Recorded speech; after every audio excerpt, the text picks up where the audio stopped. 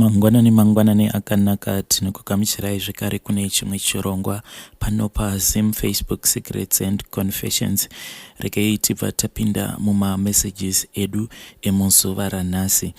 Anzi hello mukomanashi, inini ndinodawo kureurura kuti ndiri kudanana nemukadzi wemunhu for the past 2 years, asi kurambana kwedu kwatonetsa. Tambozama kuti tinge tichirambana asi tinongorambana zviya zvemaseconds tobva tatotanga kufonerana tichiitana sorry, I still love you. Hatiwonane nguva dzose, tine time yekuti kana iye akapinda mutown tobva tatanga taenda kulodge ozoita zvake zvaanenge afambira mutown. Zita rangu mufoni akasevha kuti Rana, neniwo ndakasevha zita rake kuti Rana.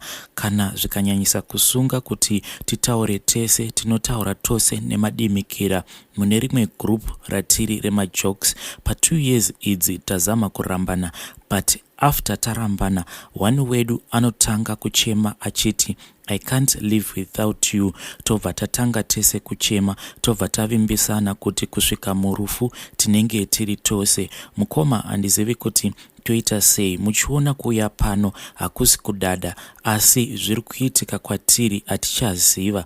Kulodge kwacho tinobatsirana kubhadhara mari yekubhuka, even tikatenga matake away tinotoita zvekutsanzidzira, tobatsirana totenga. Sometimes tinotenga with only 1 can, toshare, tozviudza kuti chakakosha is that we are together. Kuuya pano hama dzangu kutsvaka zano. Mukomanashi takatombozama kunoganhurwa kune umwe muprofita, but anoita sekunge akatotibatanidza, akaita zviya zvekutisunga maoko nemucheka muchena ndokuita munamato, ndokutisunungura akati zvaita. Asi mukomanashi kunze kwekuti tibve ipapo takati umwe kwake takangoti ngatifambei tose kusvika pamberi apo, but takazogumisidzira tatoita bonde mune kamwe kasango.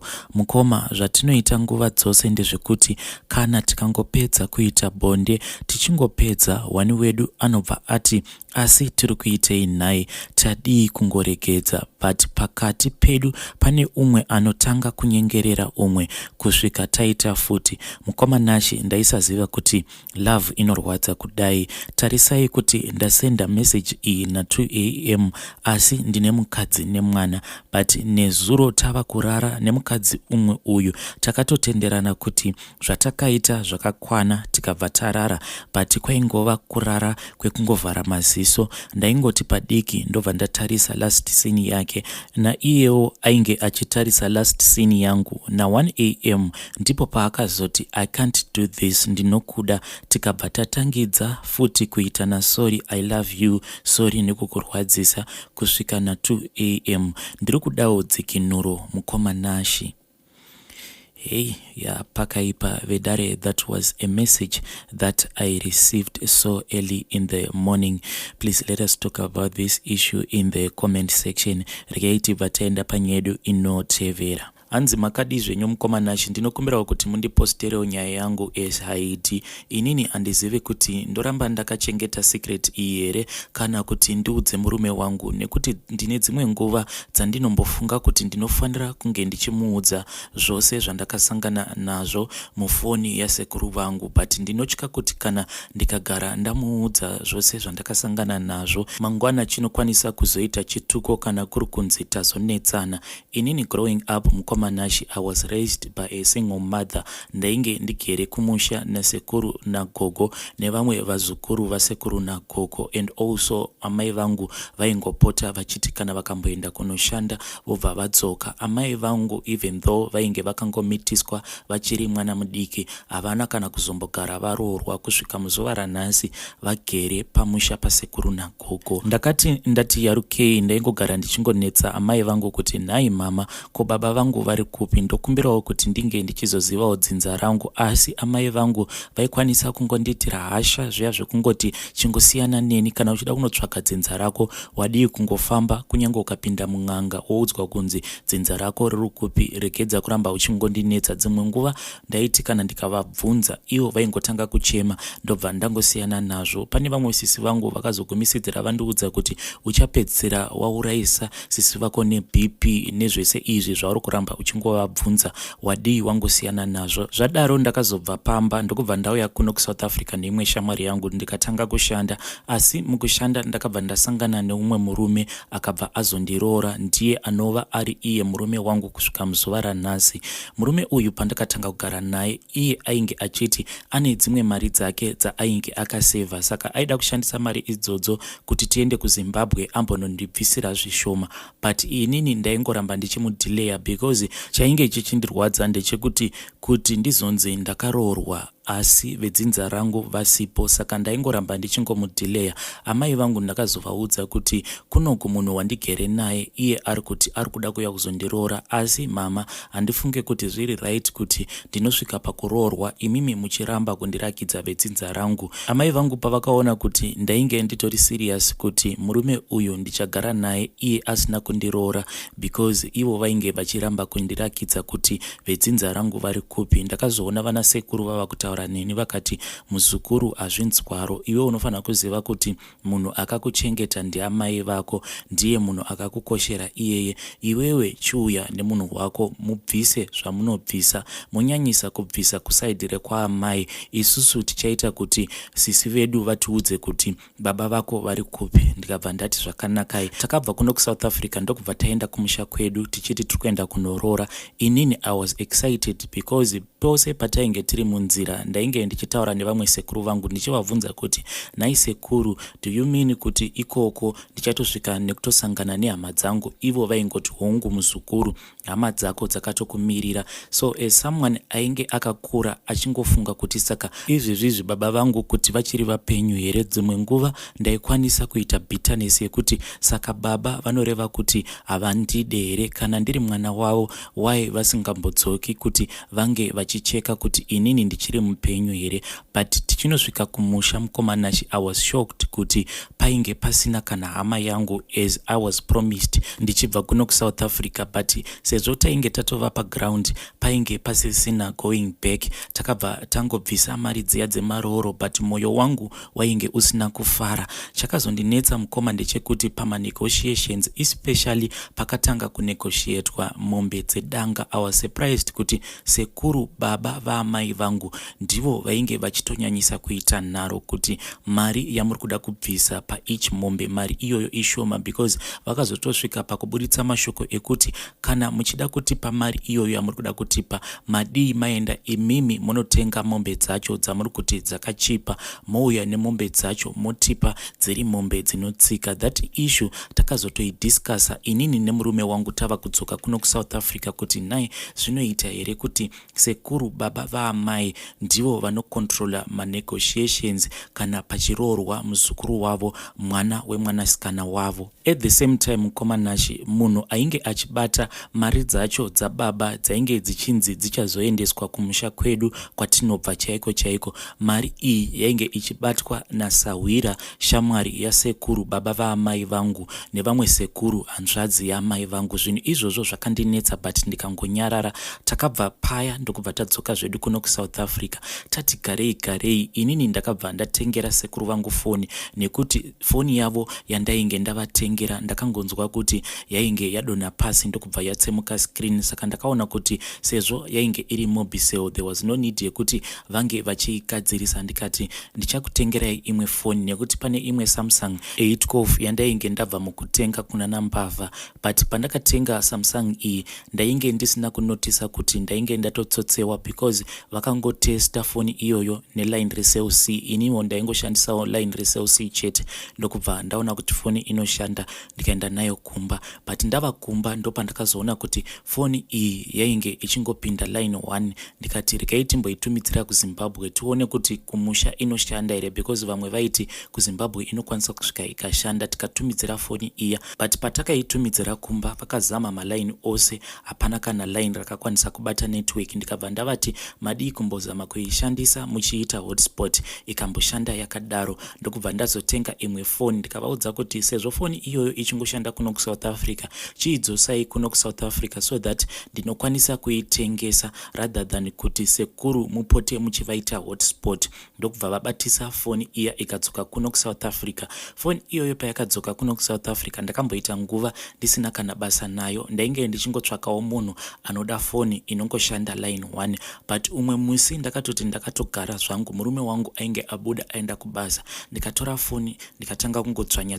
ndichingoonawo mapictures. Mamwe mapictures acho ndainge ndichingodeleta because mamwe acho ainge akatorwa foni ichirakidza kuti yainge yabatwa nemafuta. Ndokuzoenda zvangu kurecycle bin ndichida kuclear everything chandainge ndadeleta, but mukoma ndakati ndiri kurecycle bin kudaro ndakatanga kusangana nemamwe maaudios aya ekuti kana akaforwardwa paWhatsApp anenge ava kuappear as music. Ndokubva ndatanga kuplaya maaudio aya. Mukoma nacho chakandinetsa ndechekuti maaudio awa it was between my mother nasekuru vangu, but kutaura kwainge kuchiita Sekuru, gogo vainge vachisaidhira zvose zvainge zvichitaurwa naSekuru. Ivo Sekuru vaitotaura vachiita sekunge inini ndainge ndiri mwana wavo, and amai vangu maaudio avainge vachipindura airakidza kuti vaitobvumirana nezvose zvainge zvichitaurwa naSekuru, nekuti patakabva kunoroora inini sezvo ndainge ndaona kuti hama dzangu dzainge dzisipo, murume wangu ndaiitawo ndichimunyorerawo mamessages paWhatsApp kuti wanzai zvikwereti kusaidhire kwababa. Ndainge ndichiitira kuti sezvo tainge tatova padate kuti tichazodzoka musi wakati, ndaifungidzira kuti kana tikazodzoka zvimwe kuda amai vangu vanozokokawo hama dzababa vangu kana kutoti baba vangu. But pamaaudios apa Sekuru vainge vachitotaura vachiudza amai vangu kuti ko zvawava kungodya mari yemwana wako wega, kasi mwana iyeye wakamuzvara uri wega here? Mwana iyeye haasi wedu chete here? Ivo amai vakabva vati handiti mari dzakabviswa imari dzaamai, saka muroda kudya mari dzaamai, handiti mari dzababa dzichazouya here? Madii mamirira dzenyu mari padzichauya. Mukoma pandakanzwa amai vangu vachiudza Sekuru mashoko akadaro ndakatombokanda pasi foni, nekuti ndainge ndanzwa kupera simba. Ndakazvibvunza mibvunzo yainge yakawanda kuti does it mean kuti Sekuru vangu naamai vangu vangava vakarara vose here vakapanana nhumbu kukazozvarwa inini? Ndakambotanga ndiri in denial, but ndichiramba ndichingoteerera maWhatsApp audios acho zvakazongova clear kuti Sekuru vangu vanova baba vaamai vangu zvekare ndivo baba vangu. Zvinhu izvi zvainge zvichitozivikanwa nanaSekuru zvose nagogo, hapana ainge asingazvizivi. Inini chete nevamwe vekunze ndisu tega tainge tisingazvizivi. Ndakabatikana mukoma nachi, but ndakazosvika pakuzvigamuchira. Ndakabva ndaclear maWhatsApp audios iwawo ndichitya kuti zvimwe kuda murume wangu kana akazobata foni akazosangana nemaaudios iwawo maybe he will judge me. But now ndasvika pastage yekuti fine ndazvigamuchira, but pacho patinodzokera kumba ko Sekuru vangu ndichatarisana navo sei? Ko gogo ndichatarisana navo sei? Ko murume wangu ndichamupa excuse yekuti kudii? Because hama dzake dzakazombobuditsa mashoko ekuti but kuroora kwenyu kwamaita ugu kwekuti munongoroora pachizivano pasina hama dzemudzimai wako, mangwana zvinokwanisa kuzonetsa, nekuti kana mudzimai wako uyu akazofa ko hama dzake dzikazongouya dzobva dzati isusu hatizive kuti mainge makaroodza mwana wedu. Unoziva here kuti unokwanisa kuzotanga kuti 1 kuroora chitunha, madii mafoseredza kuti munge muchiziva kuti mudzimai wako anobva kupi. Shoko iroro murume wangu anoramba achingondirangaridza pose patiri kuunganidza mari kuti but shamwari mari idzi dzatiri kuunganidza ndiri kufungidzirawo kuti by the time yekuti tava kudzokera kuZimbabwe at least mama vangotiudza kuti baba kana kuti hama dzako dzinobva kumasaidhi ekupi. Kunyange zvedu tikangonosiya dola, chandinongoda kungoziva ndechekuti